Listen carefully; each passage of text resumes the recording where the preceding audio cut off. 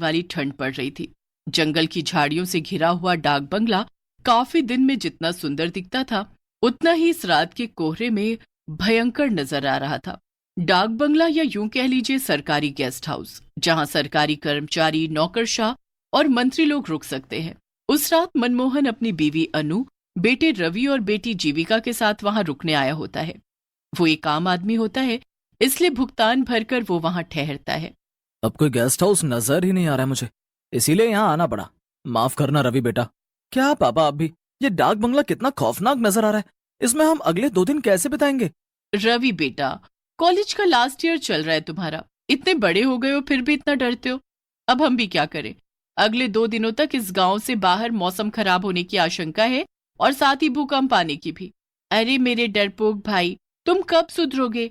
अरे उल्टा इस डाक बंगले की खूबसूरती को देखो ना, यहाँ की शांति में कितना सुकून है। उफ। चुप रहो जीविका। वो चारों अपने अपने कमरों में आराम करने चले जाते हैं। रवि और जीविका एक कमरे में सोते हैं और मनमोहन और अनु एक कमरे में। जब जीविका आराम कर रही होती है, तभी अचानक से रवि को बाहर से किसी के हंसने की आवाज आती है।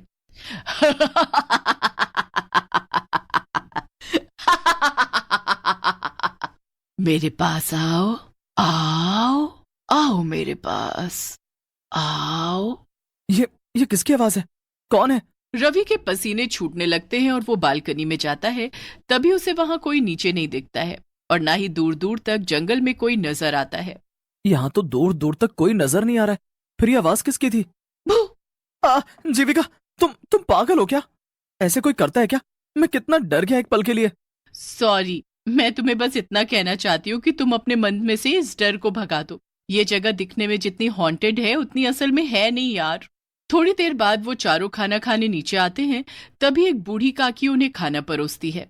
मैं झूठ क्यों बोलूंगा, मैं सच कह रहा हूँ। ये डाक बंगला सही नहीं है। मैंने अपने कानों से उस औरत की आवाज सुनी है। चुप करो यार भाई, मैं भी वहीं थी, तुम भी वहीं थे, तो उस औरत की आवाज सिर्फ तुम्हें क्यों सुनाई दी? मेरे कानों में क्या हड़ताल हो गई थी? हाँ। शट अप जीविका। हाँ बेटा, इतना मत घबराओ। लेकिन पापा। रवि बेटा, जैसा तुम सोचोगे वैसा ही तुम्हें महसूस होगा। तुम बार बार उसी बारे में सोचोगे तो तुम्हें वही सब नजर आएगा, वही महसूस होगा बेटा। चुपचाप खाना खाइए, वरना ठंड में जल्दी ठंडा हो जाएगा। वैसे भी डाक बंगले की दीवारों को शांति पसंद है, हल्ला नहीं। जी काकी। सभी खाना खाकर सो जाते हैं, लेकिन रवि को रात को नींद ही नहीं आती। वो हर वक्त बस उस आवाज के बारे में ही सोचता है।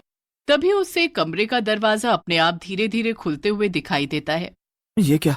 ये दरवाजा अचानक से कैसे खुल रहा है? ये सब क्या हो रहा है? दरवाजा अपने आप खुल जाता है और रवि बिस्तर से उठकर हिम्मत जुटाते हुए दरवाजे के पास जाता है। तभी वो एक काले साए को फौरन सीढ़ियों से नीचे की तरफ भागते हुए देखता है। ये देख रवि की सांसें तेज और कलेजा कांपने लगता है। कौन था वहां? कौन था? और ये क्या? ये पेपर, इस पे तो खून की स्याही से लिखा है, मैं तुम सबकी जान ले लूंगी। क्या? तभी रवि बहुत ज्यादा डर जाता है और वो तुरंत मनमोहन, अनु और जीविका को उठाकर उन्हें सब कुछ दिखाता है और साथ ही वो पेपर भी दिखाता है। मेरा यकीन कीजिए माँ पापा, मैं झूठ क्यों बोलूं भला। मैंने सच में किसी काले साए को सीढ़ियों से नीचे की तरफ भागते हुए देखा है। और ये पेपर, इस पर खून की स्याही से लिखा है, देखो आप। उस पेपर से वो सब लिखा हुआ मिट चुका था। ये देख रवि के होश उड़ जाते हैं। ऐसा कैसे हो सकता है? रवि, एक काम करो, तुम और जीविका हमारे कमरे में सो जाओ। चारों एक साथ सोएंगे तो किसी को डर नहीं लगेगा। लेकिन पापा, मैं डर नहीं रहा, मैं बस मेरी और आपकी सबकी भलाई के लिए कह रहा हूँ। यहाँ से चलिए। आप सब भूत प्रेत में विश्वास नहीं करते होंगे, लेकिन मुझे है। रवि भाई, तुम कुछ ज्यादा ही सोच रहे हो। बस रवि, चलो सोने अब और कुछ नहीं सुनना है हमें। पहले ही तुम्हारे पापा और मैं बहुत थक चुके हैं। कोई रवि की बात समझने की कोशिश ही नहीं करता और सब एक ही कमरे में सो जाते हैं। जैसे तैसे रात गुजर जाती है। अगले दिन रवि उस बूढ़ी काकी से पूछता है, काकी, यहाँ इस डाक बंगले में केवल मैं और मेरा परिवार ही रुका हुआ है, यहाँ और कोई नहीं रुकता क्या? लोग यहाँ रुकने आते हैं, लेकिन अभी इस समय नहीं है। हटो यहाँ से, मुझे बाहर जाना है। रवि दिन में उस बंगले को अच्छे से देख लेता है। मनमोहन, अनु और जीविका बाहर बैठकर बातें कर रहे होते हैं। अरे रवि भाई, आओ हमारे साथ बैठ जाओ, वरना फिर कोई भूत आकर आपको परेशान कर लेगा। बस जीविका, कितना परेशान करोगी तुम उसे चिढ़ा चिढ़ा कर। ओके बाबा, सॉरी। रवि कुछ दूर टहलने जाता है और तभी उसे एक लड़की दिखाई देती है जो सुनसान सड़क पर फूल बेच रही होती है। साहब, फूल ले लो ना साहब, गुलाब, चंपा, चमेली, मोगरा, जास्मिन, सारे फूल हैं मेरे पास। न, नहीं नहीं, मुझे नहीं चाहिए कोई फूल। अच्छा ठीक है, लेकिन मेरी बोनी हो जाए इसलिए एक फूल तो ले लीजिए प्लीज साहब। रवि उस फूल को खरीदकर अपनी माँ अनु को बालों में लगाने के लिए दे देता है। बाद में जब अनु बाथरूम में मुंह धोने जाती है तभी वहां की लाइट अचानक से बंद चालू होने लगती है। अरे, इन लाइट्स को क्या हो गया अचानक से? और जब अनु आईने में देखती है तभी उसके पीछे एक औरत खड़ी होती है जिसकी शक्ल काफी ज्यादा खौफनाक होती है। आ! अनु की चीख सुनकर सभी उसके कमरे में भागे चले आते हैं और उसे वहां पर बेहोश पाते हैं। माँ, माँ आंखें खोलो ना माँ। थोड़ी देर बाद जब अनु को होश आता है तभी वो उन तीनों को सारी घटना बताती है। अनु की जुबानी ये सारी बातें सुनकर उन तीनों के पैरों तले जमीन खिसक जाती है। माँ, ये सब सच है? हाँ जीविका बेटी, रवि बिल्कुल सच कह रहा था। देखो, मैंने कहा था ना आप तीनों से, इस डाक बंगले में जरूर कुछ तो गड़बड़ है। मनमोहन जी, मुझे कुछ नहीं पता, हम कहीं और रुक लेंगे, चाहिए तो जंगल में रुक लेंगे, लेकिन इस भूतिया डाक बंगले में बिल्कुल नहीं। हाँ पापा, अगर माँ और रवि ने यहाँ कुछ ऐसा महसूस किया है तो हमें यहाँ नहीं रुकना चाहिए। हाँ हाँ अनु, ठीक है, अपना अपना सामान ले लो, हम सब अभी इसी वक्त यहाँ से निकलते हैं।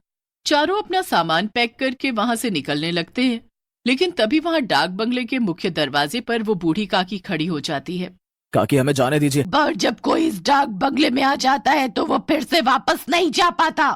नहीं, आप हमें यहाँ जबरदस्ती रुकने के लिए नहीं कह सकती काकी, हमें जाने दीजिए प्लीज।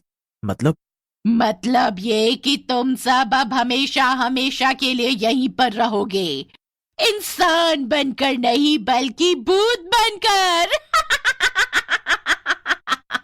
उतने में अचानक से वो बूढ़ी काकी अपने भूतिया रूप में बदल जाती है और वहां आसपास सभी भूत इकट्ठे हो जाते हैं। ये सब देखकर चारों की रूह कांप उठती है और रोंगटे खड़े हो जाते हैं। नहीं, बचाओ! वो चारों भागने की कोशिश करते हैं लेकिन उनके पैर नहीं हिल पाते हैं और वो जमीन से चिपक कर रह जाते हैं।